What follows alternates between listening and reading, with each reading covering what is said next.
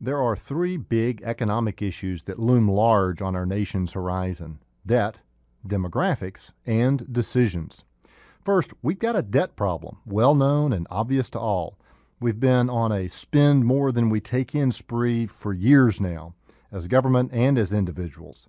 And it was at the core of the most recent financial crisis in 2008, and we're feeling its effects still today.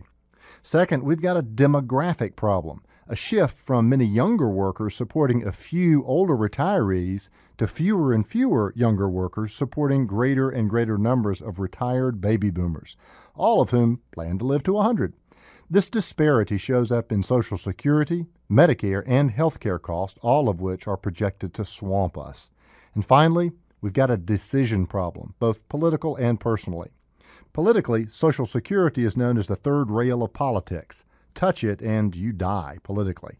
So politicians stay away from this dangerous issue while the country sinks deeper and deeper into debt. When those in charge won't make responsible decisions, markets eventually will.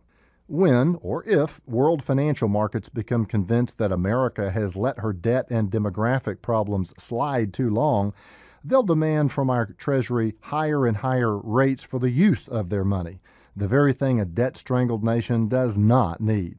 It would seem today that we're a long way away from that, but waiting until the consequences of the problem become painfully obvious may be too late. So, what if no one else deals with debt or demographic or decision problems? Does that mean that there's nothing that you can do? No way. There are some things you can do by yourself to make yourself economically healthy and secure as possible. And the first is get a plan. If you think keeping your head above water month to month is a plan, think again. You simply must get some idea of where you stand and what it will take to get you to the place where you are financially free. Hiding from the problem never made it go away. Face reality by getting a professional financial plan done.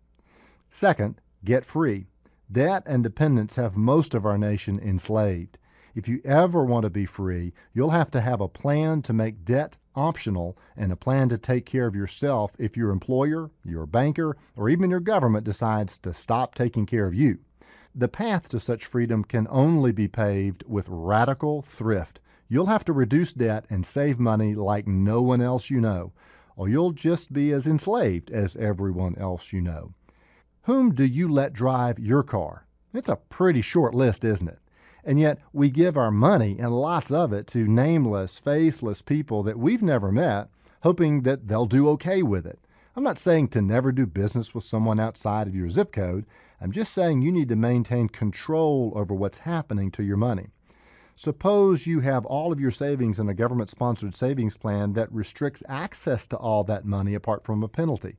And you also have multiple debts to financial institutions to buy cars and boats and houses and even taxes that you forgot to save for last year. Are you in control? No, you are not. And fourth, get in touch. Once you've got a plan that gets you free and in control, you'd better get in touch with it on a regular basis. Don't just plan once and forget about it. Part of your plan must be an ongoing process of reviewing, updating, and taking mid-course corrections.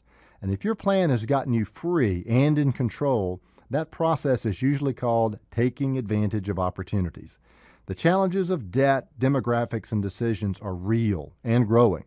Now that you see them coming, why don't you be one of the few who will prepare for the worst by doing your best? It's really the American way.